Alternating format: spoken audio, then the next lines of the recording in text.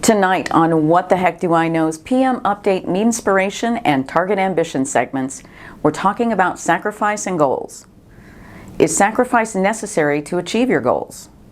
Lots of people seem to think so, but is it true? Well, the short answer to this question is yes, but it isn't necessarily as bad as you think. Goals have different levels of resources and commitment required, and even that level changes from person to person. If you are naturally better at some things, it won't take you as long as others to reach the same point. More details when we come back, so stick with us. Hey guys, I really enjoy making these videos for you, so if you get value from them or know someone who would, please support us by hitting like, subscribe, leaving comments, and sharing. What the Heck Do I Know presents PM Update with Leah and Mia. And now your host, Leah. Welcome back to PM Update. I'm Leah. In our Memespiration segments, our producer picks a meme and we write a story about it. In Target Ambition, we talk about goals. In tonight's show, we're talking about this meme, sacrifice and goals. As I mentioned at the opening of the show, not all goals require the same kind of commitment or resources.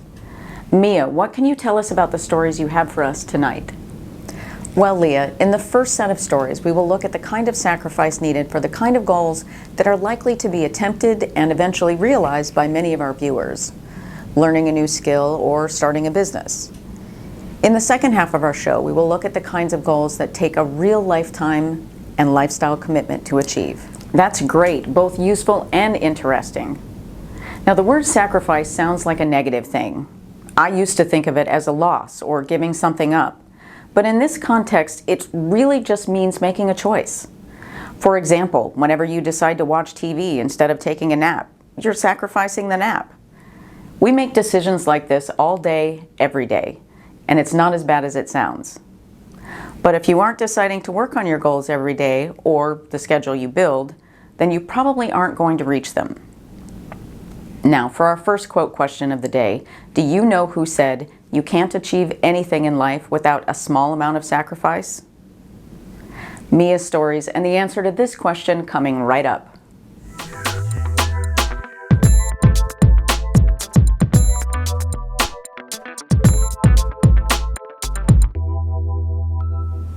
There are many different ways you might need to sacrifice to meet your goals. The level of sacrifice will depend on the level of success you're looking for in your goal. What you will need to sacrifice will depend on the plan that you put together to get there.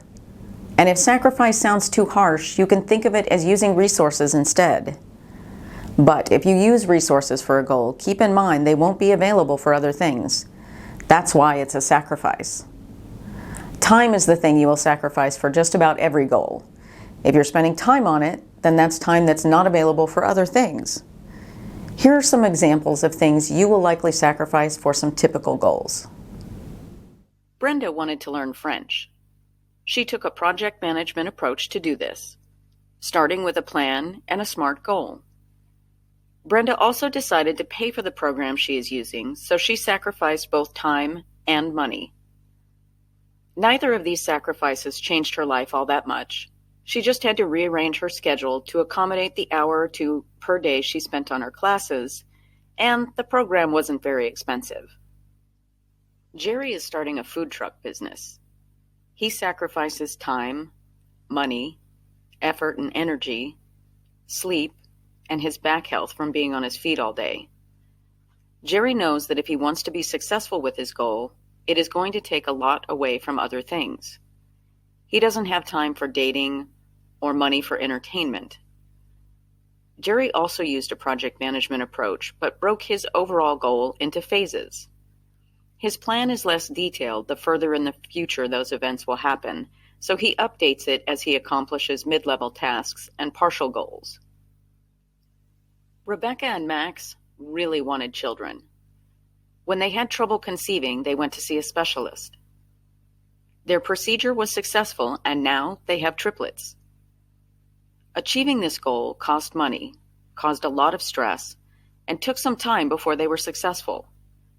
It also has an ongoing effect on their health, sleep, time, money, and sanity, trying to care for 3 children the same age.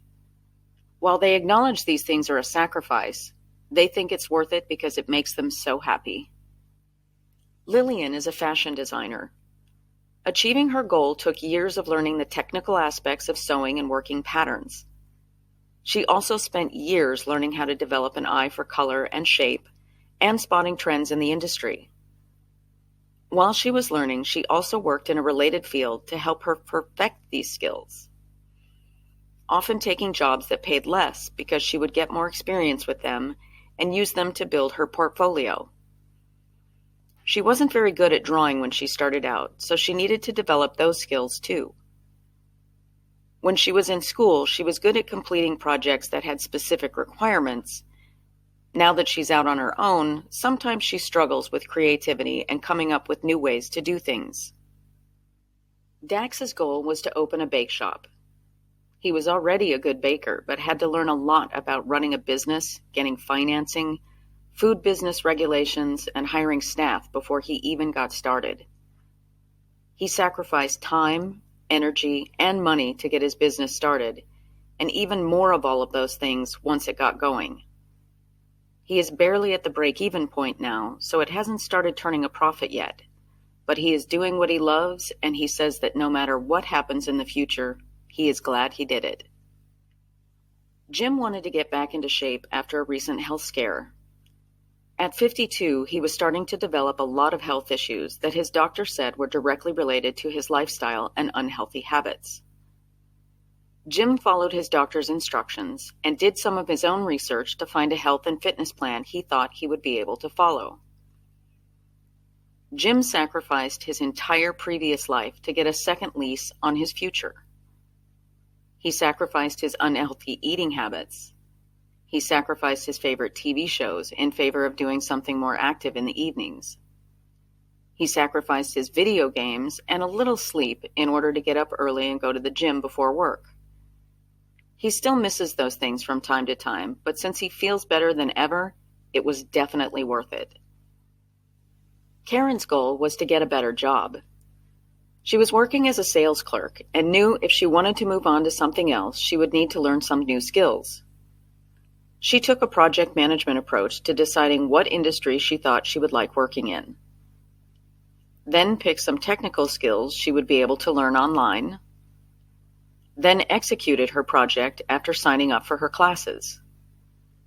This cost her time, money, and sleep with the late night studying. But in the end, did get her a job she liked much better, and paid for itself in time too. Terry wanted to learn to relax and be more peaceful. She looked up information online about meditation and relaxation techniques, then dedicated 1 hour every day to a combination of writing in her journal, a guided meditation, and yoga. She also committed to doing at least 2 of these 3 things every day in that hour. The only thing she had to sacrifice was that hour, but what she gained in return on her health and overall well-being was priceless. In general, all goals cost you time. If you're working on them, then you aren't watching TV, relaxing, hanging out with your friends as much as you were before. Some cost money. Some will cost you sleep. The trend here, if you didn't spot it for yourself, is time, money, and effort. Now, how that manifests depends on your current lifestyle and the level of the goal you're setting for yourself. The bigger the goal, the more of all those things it is likely to cost. That sounds exactly right, Mia. Time, money, and effort. Those things are required for most things we do in life these days. But what if you don't have enough of those things? If where you want to be will cost too much for you in any of these areas right now, instead of forgetting about your goal, try setting up something mid-range that's manageable. Say you want to work towards a master's degree. Start with an associate's or a bachelor's. Maybe you want to lose 50 pounds, but that seems too overwhelming. So start with 10. Maybe you want to write a book. Start with getting your ideas on paper or on your computer, then an outline, then 1 to 2 chapters. You can turn milestones for the big goal into one thing you can focus on for now. Then you can reevaluate your time, effort, and money resources again when you finish. Have you ever had to break down a goal like this in order to achieve it? Let us know in the comments. Now, to answer our first quote question in the show, do you know who said you can't achieve anything in life without a small amount of sacrifice? That was Colombian singer, songwriter, record producer, dancer, actress, and philanthropist Shakira. Now, in the second half of our show, Mia is going to show examples of real overachievers, the ones who set the kind of goals that are lifetime commitments, the ones who inspire us to be better and do better. And for the second quote question of the day, do you know who said, "Success is no accident, it is hard work, perseverance, learning, studying, sacrifice, and most of all, love of what you're doing or learning to do"? The answer to this question and Mia's final stories coming right up.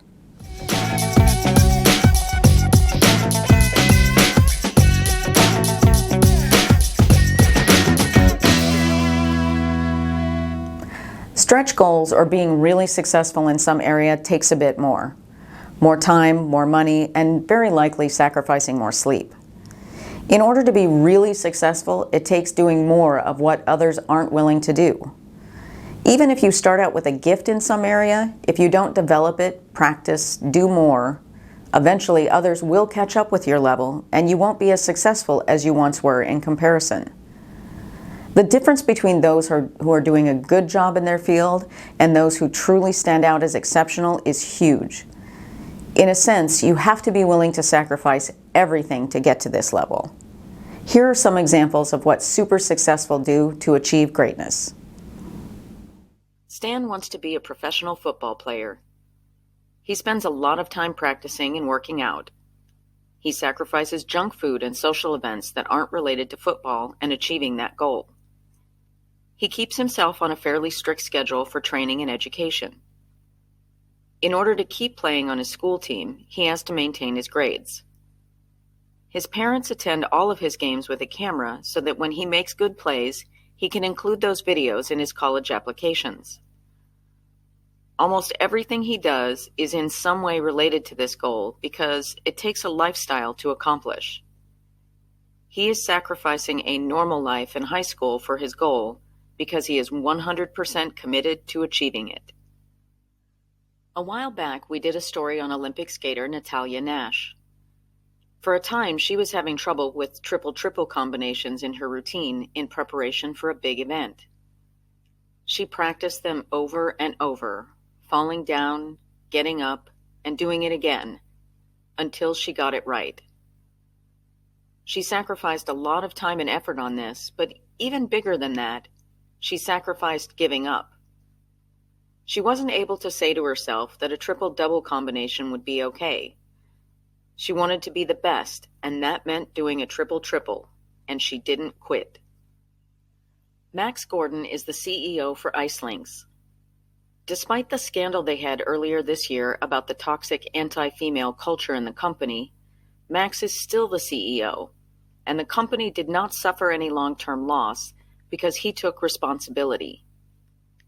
He did not defend the culture and admitted that there was a problem. He fired the top executives that were violating policy. He brought in a new team with women and committed to changing the culture himself. By taking responsibility in situations like this, you're sacrificing letting someone else take the fall or do things for you. Max says you can delegate tasks, but not the responsibility for any of it.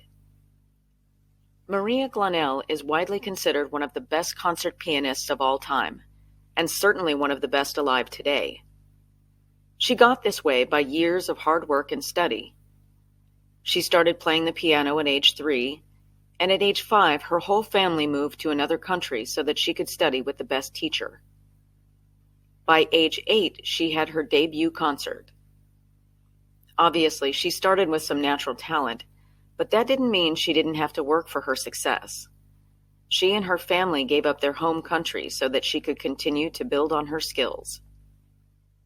Before making his mark as a top scorer in professional basketball, young Lawrence Hawkins met world-famous Jefferson Thompson at a charity event and started sending him fan letters. When he reached junior high school and started thinking seriously about playing professionally, he asked Jefferson to be his mentor. Jefferson agreed, providing Lawrence with support and advice until he made it to the pro level himself. Lawrence says that he had to cut off many of his early life friendships because they weren't supportive of his goals, and he was constantly being criticized for the amount of time he spent practicing and not being able to do the things his friends were doing. It was sad sacrificing those friendships, but he knows he never would have made it to the big time if he hadn't. Double platinum singer and songwriter Melissa Eaton says that she struggles sometimes with her sacrifice of self-doubt. To constantly put yourself out there, you really need to believe in yourself and what you're doing. If you get up on stage to perform thinking, "What if I'm awful?" Well, you're going to be. You have to let go of all of those limiting thoughts and beliefs and give a great performance. I think this applies to any really successful person. We all have moments where we aren't sure about ourselves or what we're doing, but we have to break through those thoughts and truly believe in ourselves to get to that top level. Sandra Bryant, CEO of eXp Software, says that all of the super successful in her circle take care of themselves. They eat healthy most of the time, and they make time for exercise. They enjoy being active. Most of them will sacrifice sleep in order to get a workout in because they think it's that important. Not even so much for the calorie burn, but in how it makes them feel the rest of the day. For them, the sacrifice is an unhealthy lifestyle. 5 times New York Times best-selling author Tim Starr says that one of the biggest parts of his success is that he takes time to rest and recharge. When he works, he is 100% present, giving it everything he has. Whether it's writing, doing press tours, or running his businesses, he is giving it his all. And it just isn't possible to keep up that kind of schedule and dedication forever. Eventually, you have to take a break from the 24/7 cycle. There is always more that can be done, and knowing when you need to rest and actually doing it is what keeps him at the top. Neil Newton says that as a professor at Harvard Law, he is constantly reminding his students that if they want to be great, they're going to have to keep learning. So many of them come into his classroom thinking that once they finish their formal education, they will be able to rise to whatever success level they have in mind without having to put in additional education effort. That was never a sacrifice for him, but he does see it often in the next generation he is teaching. Usually by the time they have their degrees, they have figured out that there is merit to continued structured learning. Martha Singleton says her big sacrifice was giving up on the idea of perfection. Since she first earned a name for herself with her lifestyle magazine containing flawless homes, parties, food, clothing, and accessories, she is very much associated with the term perfection. She knew when she started, though, that she was going to make mistakes and would need to learn from them if she wanted to move on and up. She says, "My vision is all about perfection, but I know I am not. Learning and growing from mistakes is actually easier than trying to be perfect all the time. It's faster, you produce more, and people actually respond well when you let them see that you're human." Goal setting is like pre-decision making. You are turning could do or might do into have to. And when things get put in the have to category, they tend to get done.